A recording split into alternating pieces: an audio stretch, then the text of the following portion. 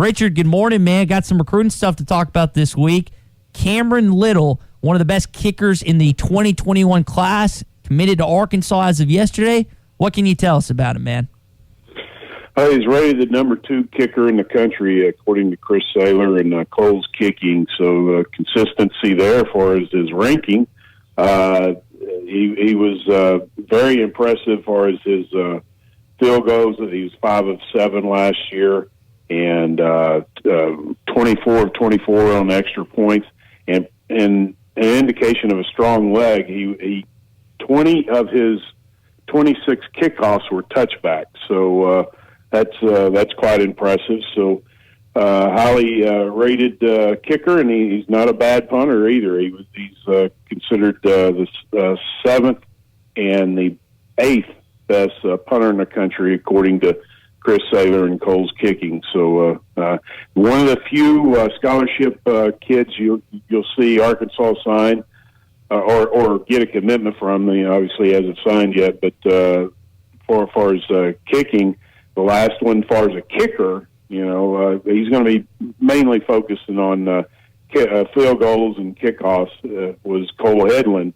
back in 2014. So you just don't put out scholarship offers to kickers very often, and obviously they like him tremendously, and he loves the idea of playing in the SEC, and he really likes Coach Scott Fountain's resume and what he did at Georgia with Blankenship and some other kickers.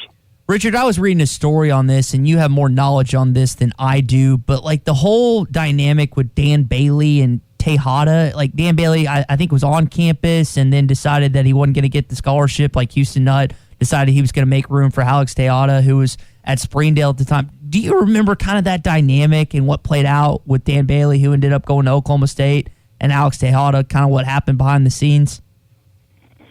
I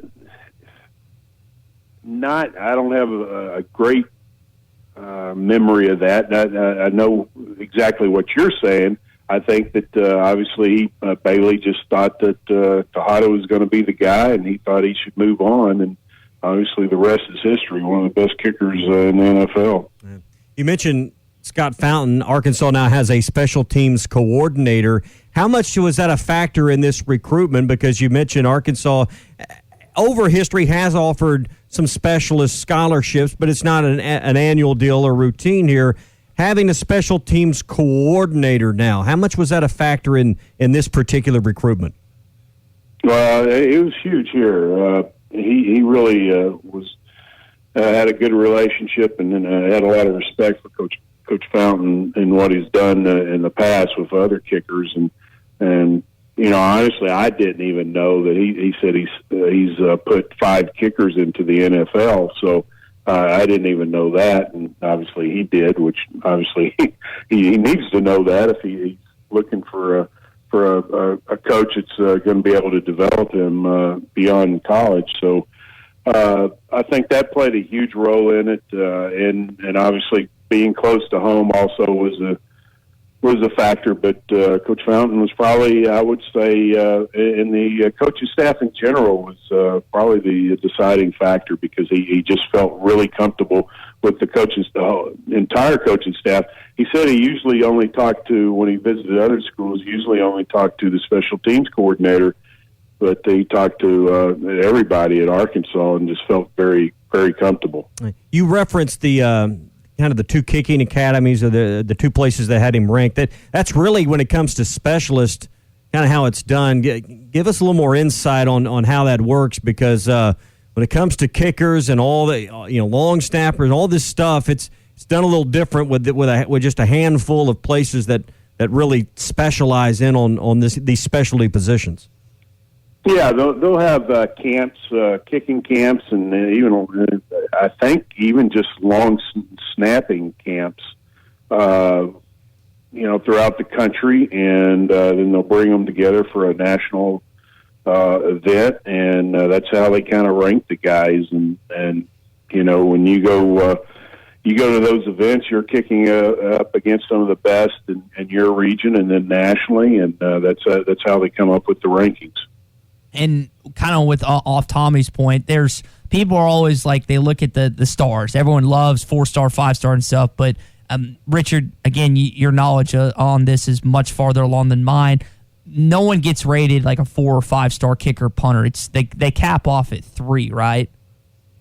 Well, I mean, according to the recruiting services, but as far as Chris Saylor and Cole's kicking, they do rank them up to 5 stars. And if you're the number 2 kicker in the country, you're a 5-star. I mean, the recruiting services, they don't get the in-depth look at these guys that Chris Saylor and Cole's kicking get. You don't see any kicking camps other than say for these guys and their organization. So I tend to think that their expertise is quite a bit better than what you'll see from ESPN and the other services. So let's talk about tomorrow, man. Finally, but the coaching staff gets to see Felipe Franks throw the football. You get to see A.J. Reed kick a football, and the other guys, there's finally a ball that the coaches can actually watch. Richard, how excited are you for this finally to happen starting tomorrow? Oh, man, I tell you what, you guys know me. I've been probably one of the more pessimistic people as far as the possibility of college football happening this fall. But, the last week, I don't know what it is. Maybe it's just my want to see the season play out. I'm getting more optimistic. And maybe it's totally blind optimism, but I'm excited. I just want to see college football. I think it's good. Obviously, it'd be good for the country and just the psyche of the country, and just and obviously there's a lot riding on college football too, not just the universities, but a lot of people that kind of make their living that are associated with college football. But at the same time, you got to do it. Be as safe as possible, and hopefully things go without a major glitch. But no, I'm pumped, and I'm excited to hear what comes out of it. Cameron Little was commitment number 16. What are the areas, on the 9 or so, or 8, or whatever they're going to sign up to 25 or short of that? What are the areas you think that they'll focus on with the balance of the class that's left? I think they'll try to add one more guy to several positions. One more to the receiver position, one more to the offensive line, a couple of guys probably on the defensive line, and another linebacker, and then maybe a one or two more defensive backs. And like you said, they're sitting at 16. So however those numbers work out, you may have a guy that you have you really want at the defensive line position you don't get. You may add another one, another spot at another position. So obviously, like I always say, a situation like that's very fluid. What's left out there in state that maybe they we obviously know about the quarterback that decommitted down at Parkview and Landon Rodgers. What else is out there in state that maybe we need to keep our eye on? Well, I think Landon, it's not over with him, I don't think. I think that he from what I understand, he probably made a decision that was maybe a little rushed on his part, just because he thought that that was kind of like a dream come true for him, and he wanted to jump on the offer. But I think he wants to look at other opportunities. But other than that, I think that's really about it off the top of my head. So the rest of what we'll hear about will most likely be out-of-state prospects they're looking at. Right. And I'll be writing about a JC guy today that I know that they definitely want, and he seems to be, interested in him, but we'll see. Richard, one of the out-of-state guys that people are really high on is, I think I'm saying his name right, Keytronic Jackson, and it looks like he's down between TCU and the Razorbacks. Is there any update on him, or is that pretty stagnant at this point? I think it's pretty stagnant at this point. He seems to be, wanting to maybe take some visits, and and right now, let's face it, the visit situation doesn't look good right now. I'm not, the dead period goes to August the 31st, but I think that's going to be extended. I just don't see any visits happening anytime soon. But he's definitely way up on Arkansas's radar, and he had a great visit before the shutdown of the coronavirus, and at the time, he said Arkansas stood out the most, but it looks like obviously TCU's made up some ground on him. But I still feel good where Arkansas stands with him. Richard, on the note of no official visits and stuff, you think about the money that Arkansas saved. Now, I don't think you or I or anyone really knows how much it actually is. But when you look at and think about the future of recruiting, how Arkansas has been successful virtually to this point, do you anticipate that some of the recruiting budget is going to be taken away based on that it seems like that they can still be successful doing a lot of this stuff virtually? I don't think that they would necessarily cut the budget for that, just because ideally it's best to get the kids on campus. Mm-hmm. I can see the budget being cut because of obviously the budget needing to be reduced because of what's going on right now. But nothing beats an on-campus visit, and if you can get them on campus, because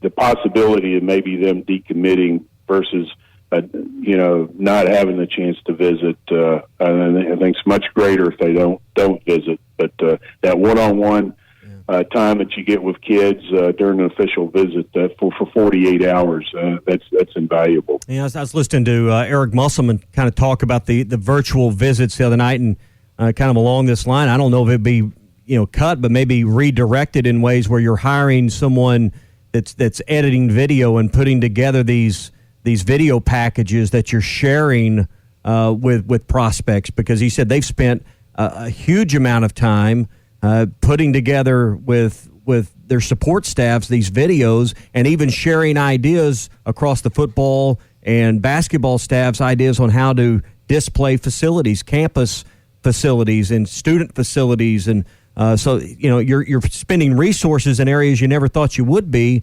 trying to visually transfer the ideas to the prospect of what you've got on campus, and some of those things that you're doing with football certainly translate to basketball. So I could see, Richard, where you're trying to hire people to do things that don't have anything to do with dribbling a basketball or throwing a football, but they have to do with editing a video that gets through to those guys. Oh, there's no doubt. I mean, and say we get a vaccine, end of the year, first of the year, and things are back to normal this time next year.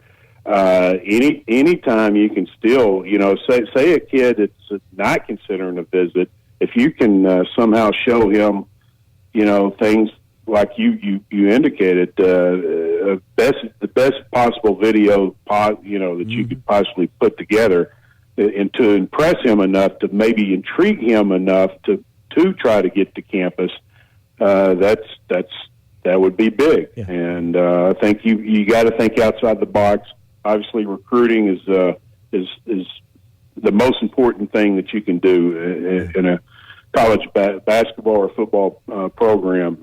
That's your future. Well, some of these things we've discovered and developed the last 120 days are not going away, and I think that's one of them in the college athletics world of recruiting.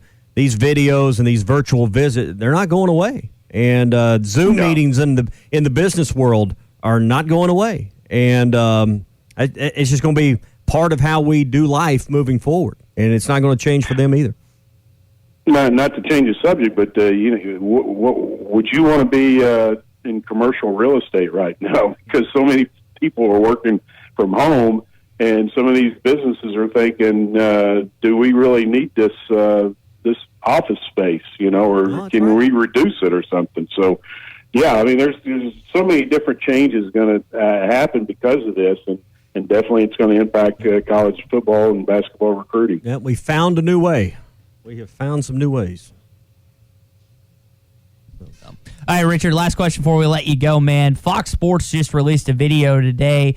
They're doing virtual fans for the MLB games. Any thoughts on that? Seeing that on your screen starting tonight and then for the next couple months? They're doing what? Virtual fans. Like they're what? Not, I almost said hieroglyphics. What's it called? Computer generated? Yeah, computer generated. Uh-huh. Really? I was kind of surprised to see that, but they're going to have the team colors. They're going to do the wave. They're going to do a couple other things. So just as we let you go, why not? Why not? Have fun with it. It's great to have sport, baseball back, just any kind of sports.